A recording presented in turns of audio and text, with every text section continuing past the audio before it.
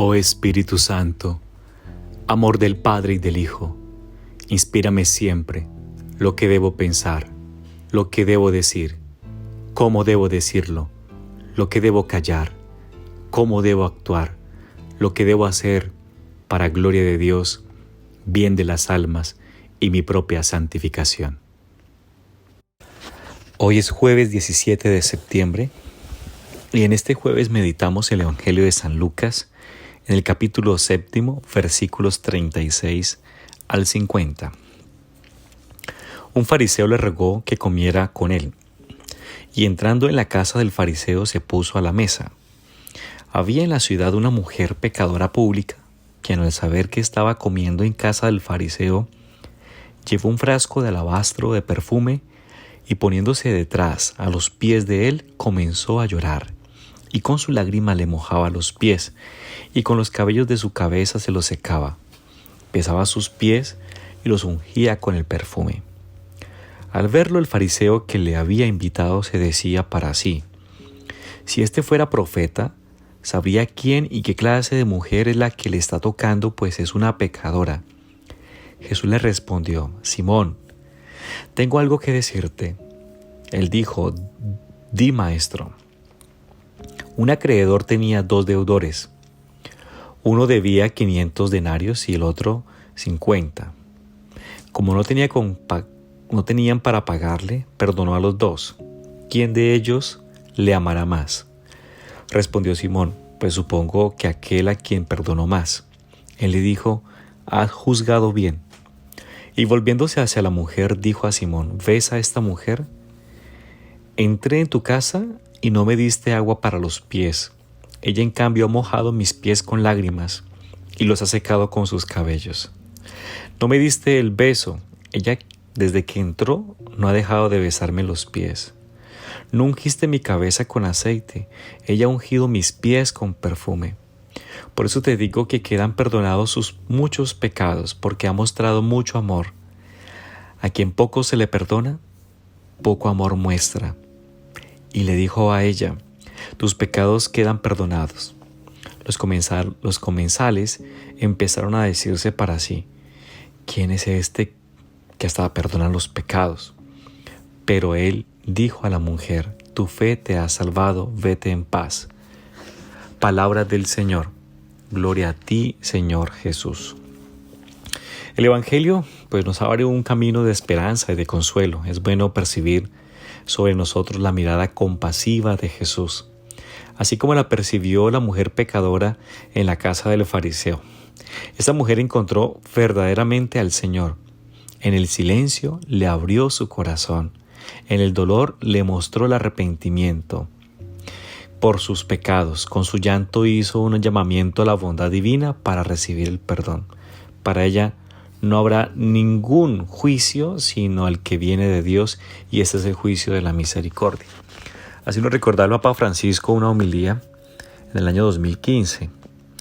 La historia de la salvación es fruto entonces de la misericordia de Dios que perdona los pecados de los hombres. Adán, nuestro primer padre, después de su pecado, no fue abandonado por Dios a su suerte, sino que recibió de Dios la promesa del Mesías que redimiría a la humanidad.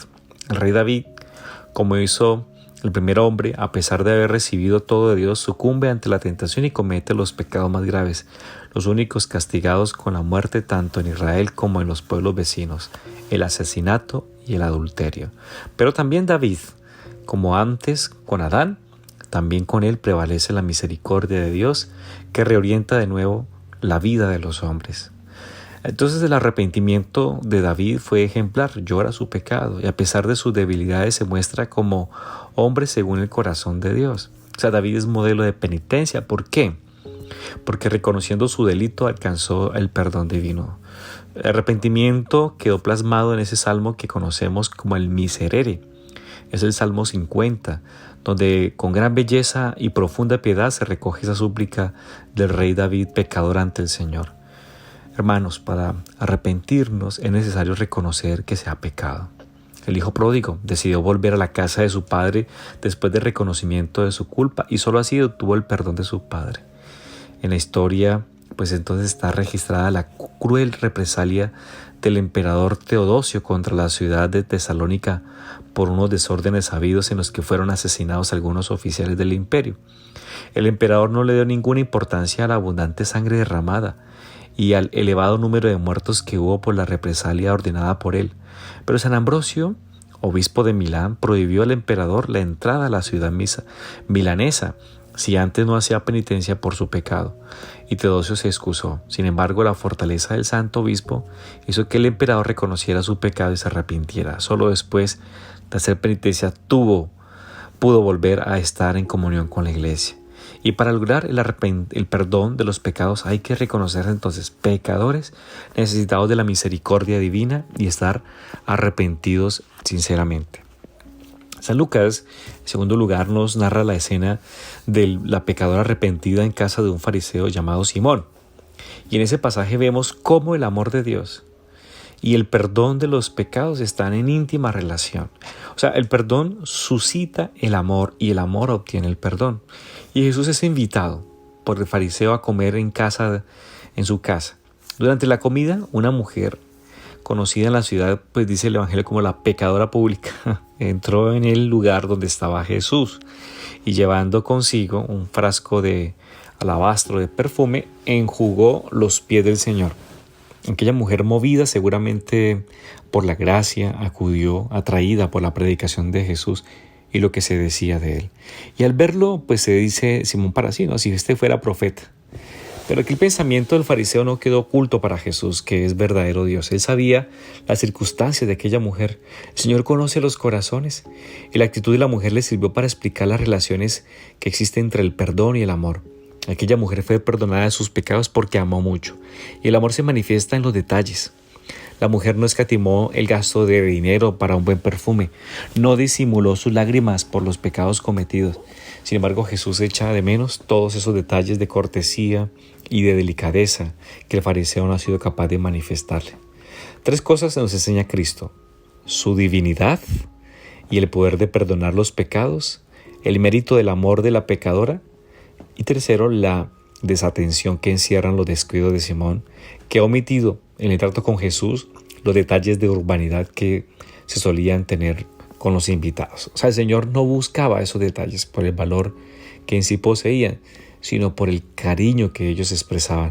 Y por eso se duele de la falta de atención de Simón. Finalmente, este pasaje refleja la misericordia de Jesús. No hay pecados que superen la grandeza del amor y de la misericordia de Dios. Sin embargo, en los evangelios vemos cómo los escribas y los fariseos se escandalizan porque Jesús perdona los pecados. Solo Dios puede perdonar los pecados, dicen. Y en efecto, es el amor misericordioso de Dios el que resucita a los muertos física y espiritualmente. Jesús ha perdonado siempre, por grave que sea el pecado. El fariseo pensó mal al juzgar negativamente a la pecadora y a Jesús. Simón duda del conocimiento que Cristo tiene y murmura interiormente, olvidando su condición de pecador como todos nosotros. Ve los pecados de los demás y enseguida, sin piedad, dejándose llevar por la indignación y se apresura a juzgar. O sea, el Señor, que es Dios, sabe lo que está pensando su anfitrión e interviene para señalarle su descamino.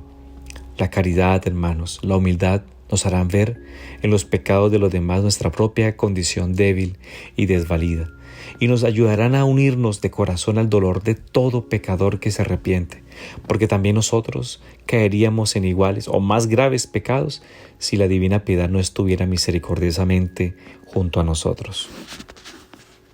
Espíritu Santo, dame agudeza para entender, capacidad para retener, método y facultad para aprender, sutileza para interpretar, gracia y eficacia para hablar. Dame acierto al empezar, dirección al progresar y perfección al acabar. Amén. Que el Señor te bendiga, el Padre, el Hijo y el Espíritu Santo. Amén.